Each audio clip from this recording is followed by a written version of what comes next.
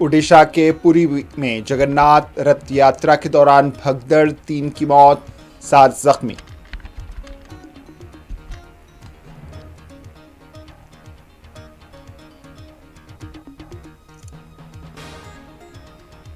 स्कूलों में हिंदी को डिफॉल्ट तीसरी जबान के तौर पर लाजमी करार देने पर शिवसेना यूबीटी का एहतजाज। संजय रावत ने कहा, हम अवाम के साथ आज जारी करदा हुकूमती करारदाद को जला देंगे।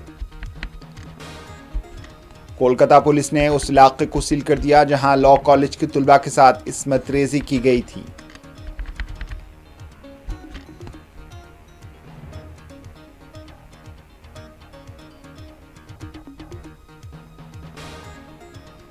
हम बिहार में बीजेपी या एनडीए को दोबारा इख्तिदार में लाना नहीं चाहते, सदर मजलिस का बयान। कहा, रियासती सदर अख्तरुल ईमान ने महागठबंधन में कुछ लीडरों से की है बात।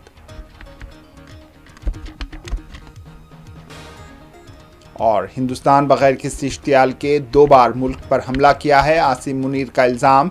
इलाके में भारत को कशीदगी का जिम्मेदार करार दिया।